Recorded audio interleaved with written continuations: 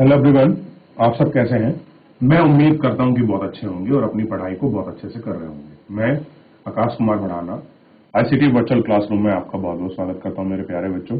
जैसा आपको पता है कि हमारी 6th क्लास है और 6th क्लास में हम लोग पढ़ रहे थे अशोक एक अनोखा सम्राट, और इसके विषय में हम लोग देख चुके थे।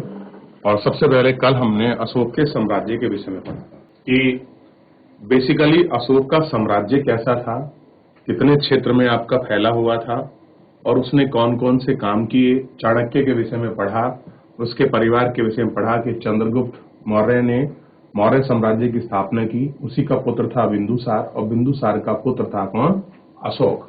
क्लियर है, ये हम इसमें देख चुके थे।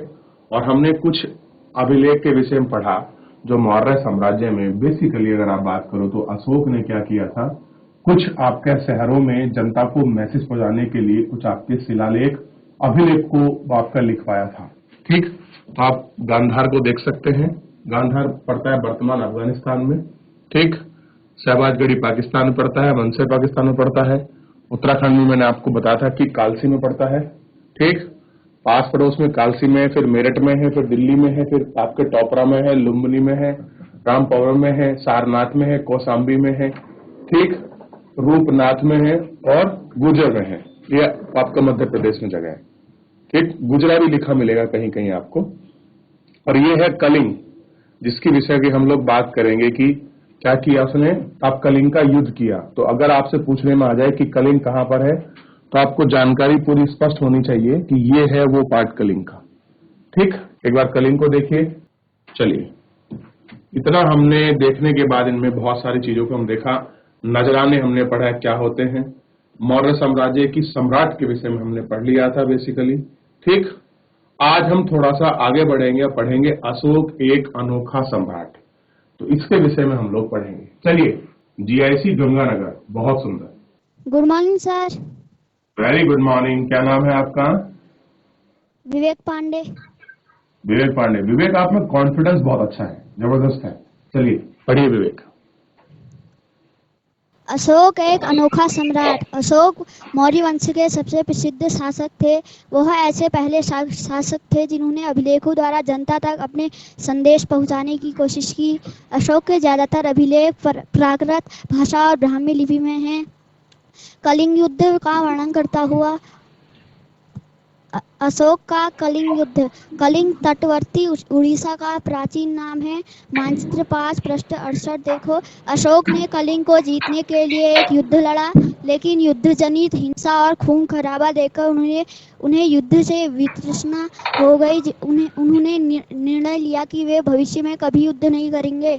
अशोक का धर्म क्या था? अशोक के धर्म में किसी देवता की पूजा अथवा किसी कर्मकांड की आवश्यकता नहीं थी। उन्हें लगता था कि जैसे पिता अपने बच्चों को अच्छे व्यवहार की शिक्षा देते हैं, वैसे ही यह उनका कर्तव्य था कि अपनी प्रजा को निर्देश दे। वे बुद्ध के उपदेशों से भी प्रेरित हुए थे। ऐसी कई समस्याएं थी जिनके लिए उनमें संवेदना थी। उनके साम्राज्य में अलग अलग धर्मों को मानने वाले लोग थे और इससे कई बार टकराव पैदा हो जाता था। जानवरों की बलि चढ़ाई जाती थी। दासों और नौकरों के साथ क्रूर व्यवहार किया जाता था। इनके अलावा परिवार में व पड़ोसियों के बीच भी झगड़े होते रहते थे। अशोक ने यह महसूस किया कि इन समस्याओं का निदान उनका कर्तव्य है। इसीलिए उन्होंने धम्म महामात नाम के अधिकारियों की नियुक्ति की, जो जगह जगह जाकर धम्म की शिक्षा देते थे। इसके अतिरिक्त अशोक ने अपने संदेश कई स्थानों पर शिलाओं और स्तंभों पर खुदवा दिए। अधिकारियों को यह निर्देश दिया कि वे राजा के संदेश को उन लोगों को पढ़कर सुनाएं जो खुद पढ़ नहीं सकते थे। अशोक ने धम्म के विचारों को प्रसारित करने के लिए सीरिया, मिस्र, ग्रीस तथा श्रीलंका में भी दूत भेजे। ठीक है, बहुत बढ़िया। बैठ जाइए आप। ध्यान दे।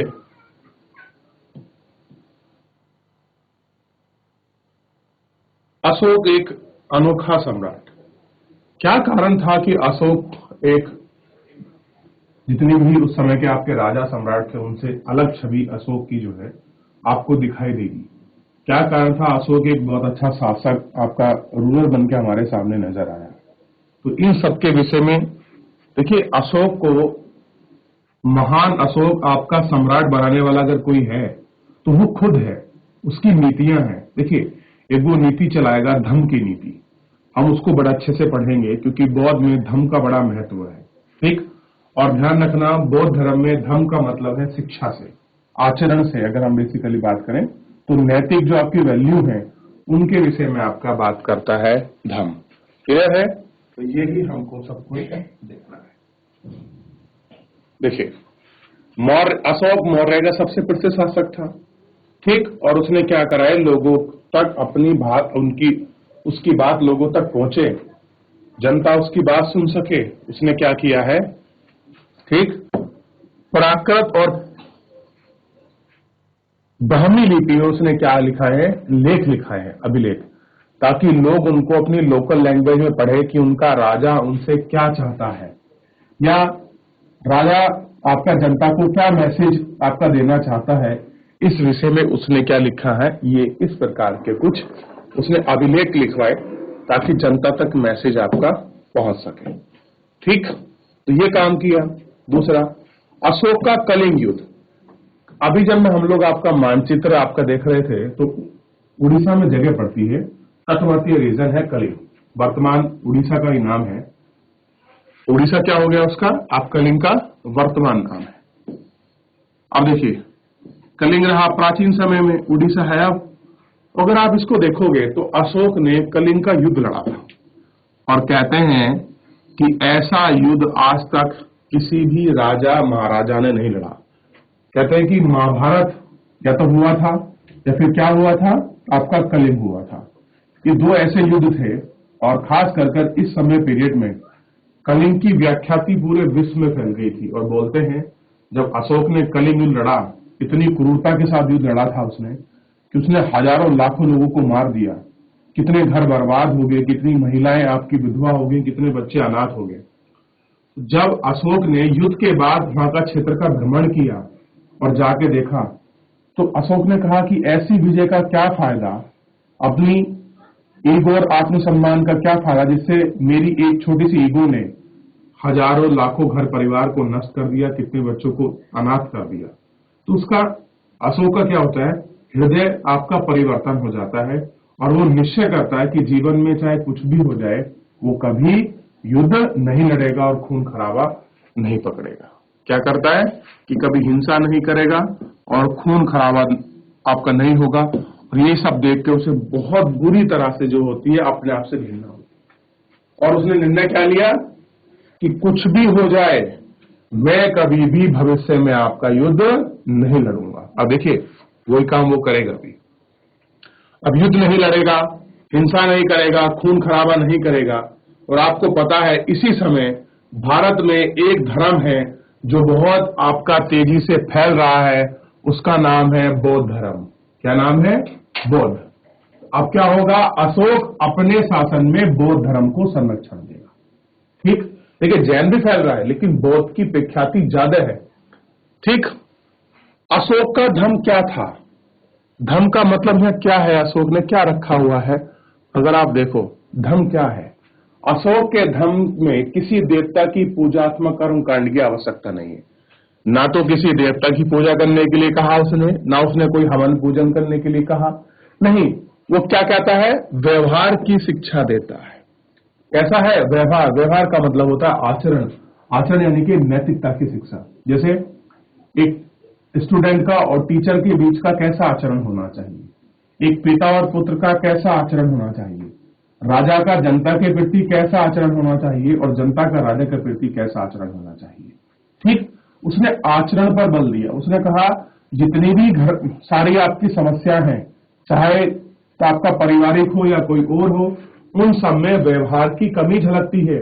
और ये व्यवहार की कमी के कारण क्या है, ऐसी बहुत सारी समस्याएं हैं जो आपस में टकराव दिखाई देता है। ठीक, अब देखिए क्या कहते हैं, उन्हें संवेदनाएं, साम्राज्य में अलग अलग धर्म को मानने वाले लोग थे, लोग अलग अलग आपके धर्म को, पंथ को मानते थे।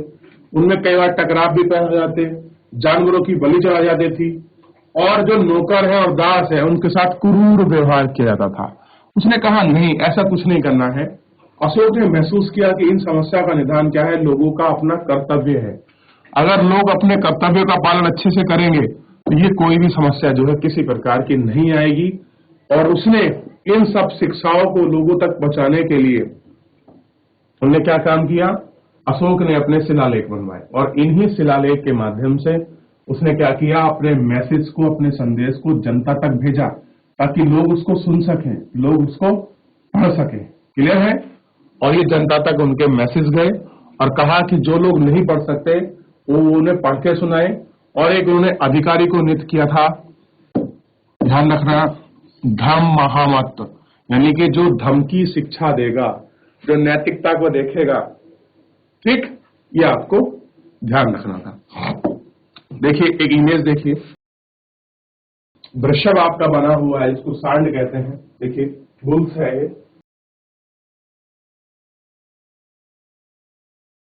देख लिया। चलिए अब जो पढ़ेंगे थोड़ा सा, इसमें है कलिंग युद्ध का वर्णन। कौन बच्चा खड़ा होगा किसी भी स्कूल से? चलिए। Good morning sir. Very good morning. क्या नाम है आपका? सर मेरा नाम गुनगुन है। ठीक है गुनगुन, आप शुरू करें पढ़ना बेटे। कलिंग युद्ध का वर्णन करता हुआ अशोक का अभिलेख। अपने एक अभिलेख में अशोक ने यह बात कही, राजा बनने के 8 साल बाद मैंने कलिंग विजय किया कि लगभग 1.5 लाख लोग बंदी बना लिए गए, 1 लाख से भी ज्यादा लोग मारे गए। इससे मुझे अपार दुख हुआ। क्यों? जब किसी स्वतंत्र देश को जीता जाता है तो लाखों लोग मारे जाते हैं और बहुत सारे बंदी बनाए जाते हैं। इसमें ब्राह्मण और श्रीमण भी मारे जाते हैं। जो लोग अपने सगे संबंधियों और मित्रों को बहुत प्यार करते हैं तथा दासों और मृतकों के प्रति दयावान होते हैं, वे भी युद्ध में या तो मारे जाते हैं या अपने प्रियजनों को खो देते हैं। इसीलिए मुझे पश्चाताप हो रहा है। अब मैंने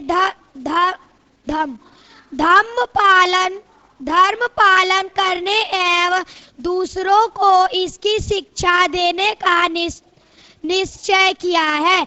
मैं मानता हूँ कि धर्म के माध्यम से लोगों का दिल जीतना बलपूर्वक विजय पाने से ज्यादा अच्छा है। मैं यह अभिलेख भविष्य के लिए एक संदेश के रूप में इसलिए उत्कीर्ण कर रहा हूँ कि मेरे बाद मेरे बेटे और पोते भी युद्ध ना करें।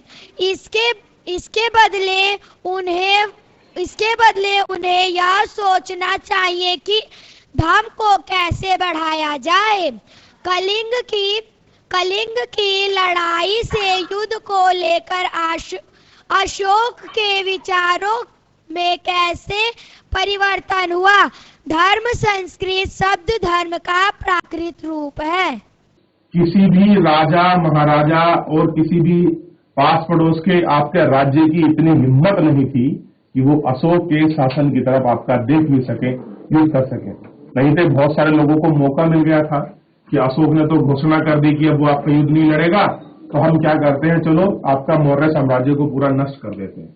नहीं, क्योंकि वो जानते थे कि अशोक ने हथियार चलाना छोड़ा है लेकिन भूला नहीं है। जो कलिंग को इस तरह बर्बाद कर सकता है, और गलती से अगर उसने अपनी नीतियों में परिवर्तन कर दिया, क्योंकि उस समय के राजा महाराजाओं पर कोई लोग खास विश्वास नहीं करते थे।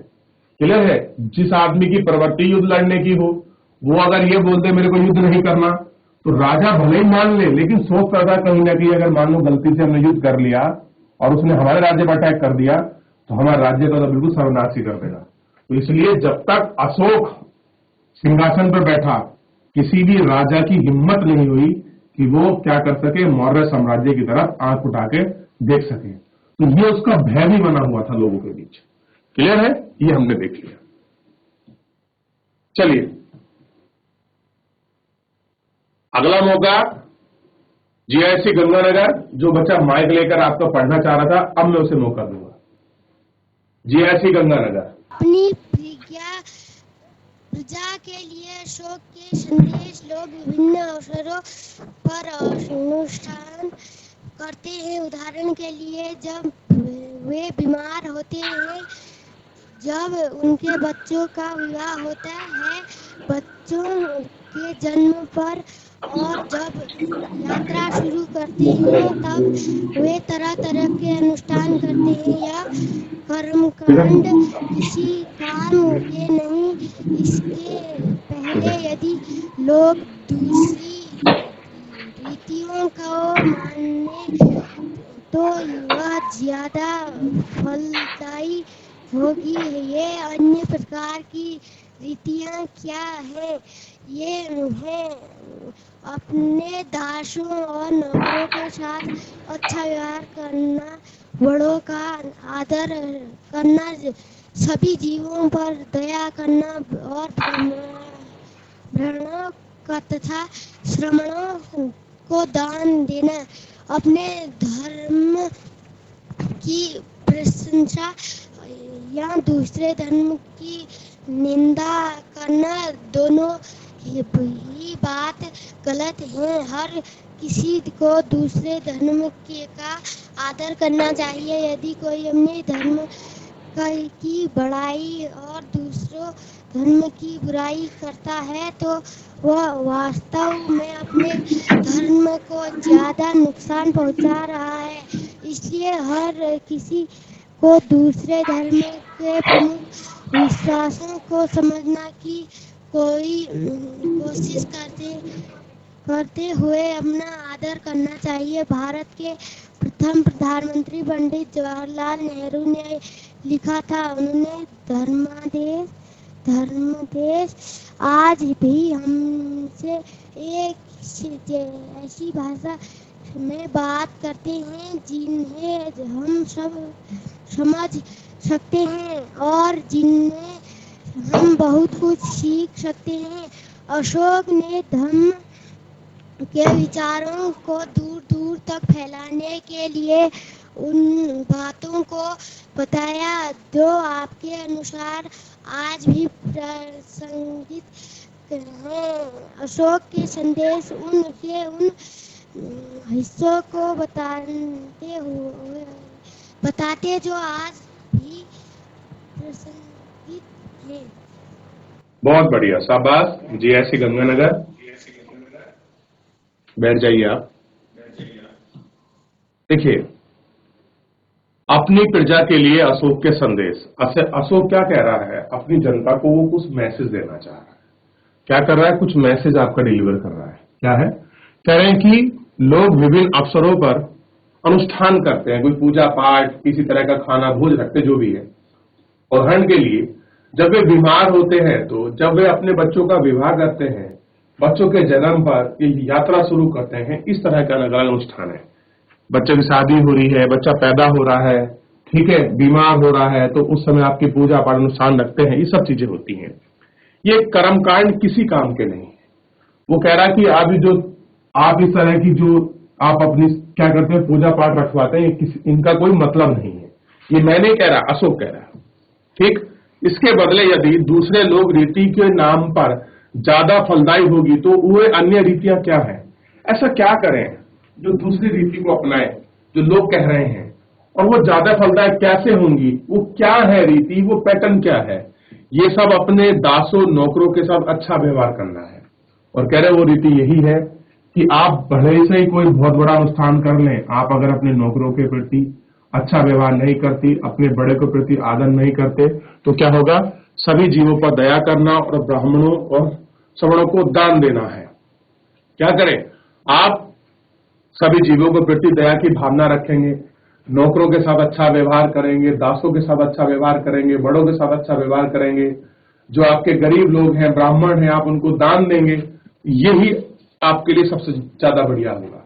अपने धर्म की प्रशंसा और दूसरे धर्म की निंदा ना करें, यानी कि आप अपने धर्म की ज्यादा व्याख्याति ना फैलाएं और दूसरे के धर्म की आप बुराई ना करें। अगर आप ऐसा करते हैं तो वास्तव में आप उस धर्म की बुराई नहीं कर रहे होते, बल्कि अपने धर्म का बेड़ा गर्क कर रहे होते हैं।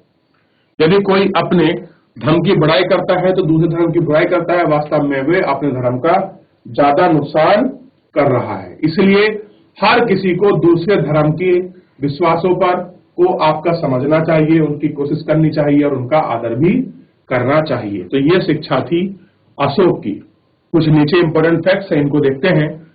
भारत के प्रथम प्रधानमंत्री पंडित जवाहरलाल नेहरू, नाम लिख लीजिए।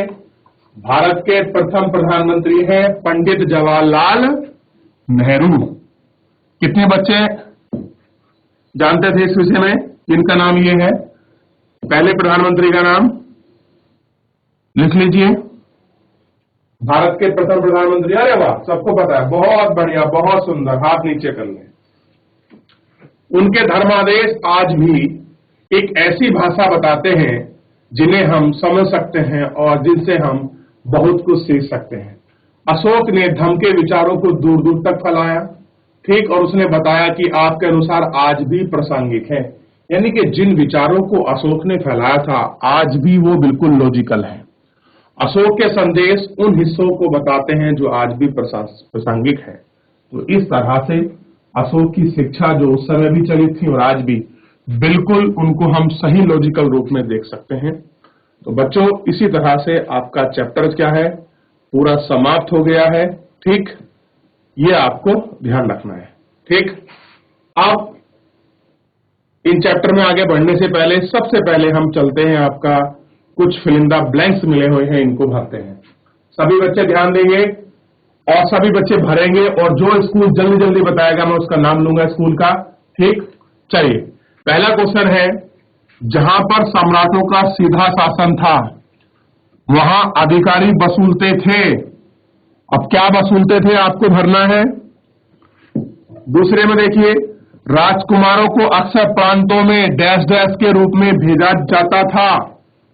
आप पढ़ चुके हैं। ठीक, अगला देखिए, मौर्य शासक आवागमन के लिए महत्वपूर्ण थे, डैश डैश और पर नियंत्रण रखने का प्रयास करते थे। अगला है, प्रदेश में रहने वाले लोग मौर्य अधिकारी को डैश डैश दिया करते थे। अब आपको फिल इन द ब्लैंक्स भरने हैं मेरे प्यारे बच्चों।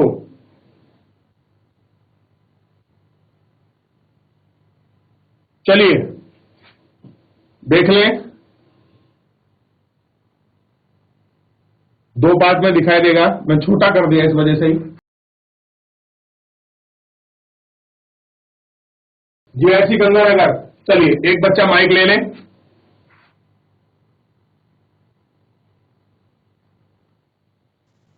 जो भी बच्चा बताना चाहे। Good morning sir. Very good morning, क्या नाम है आपका? सर मोहित सिंह अधिकारी।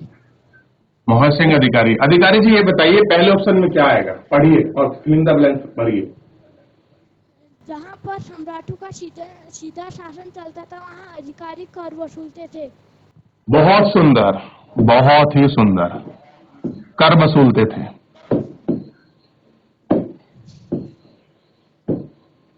बहुत अच्छा, वेरी गुड। अगला, राजकुमारों को अक्सर प्रांतों में गवर्नर के रूप में भेजा जाता था। ठीक है, क्या भेजते थे उनको?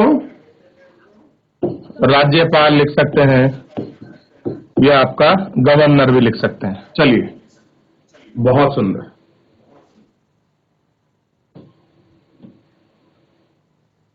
अगला बताइए। मौर्य शासक आवागमन के लिए महत्वपूर्ण मार्गों और नदियों पर नियंत्रण रखने का प्रयास करते थे। ठीक है, मार्गों पर और क्या करते थे? नदियों पर नियंत्रण रखते थे। लास्ट वाला बताइए। प्रदेशों में रहने वाले लोग मौर्य अधिकारियों को नजराना दिया करते नजराना। बहुत सुंदर, बहुत बढ़िया। आप इस तरह से पढ़ते रहिए, बहुत अच्छा। ताली हो जाए एक बार। जैसे गंगा नगर के सब बच्चे ताली बजाएंगे जोर से। बहुत बढ़िया, बहुत सुंदर। चलिए बैठ जाइए आप सभी। बहुत अच्छे, क्या बात है। चलिए अगला क्वेश्चन है, ध्यान दे। बताओ कि निम्नलिखित में से सही या गलत, कौन सा सही है कौन सा गलत है। जीआईसी कोट कंडारा, जो बच्चे हाथ खड़ा कर रहे हैं आ जाइए माइक लेकर। Good morning sir. Mike. Very good morning. क्या नाम है? सर अतुल कठैत। ठीक है अतुल, बताओ फिर। उज्जैन पढ़ो। उत्तर पश्चिम की तरफ आवागमन के मार्ग पर था। सर गलत। बहुत बढ़िया, गलत। दूसरा, आधुनिक पाकिस्तान और अफगानिस्तान के इलाकों मौर्य साम्राज्य के अंदर थे। सही। जी बहुत सुंदर। चंद्रगुप्त के विचार अर्थशास्त्र में लिखे गए थे। गलत।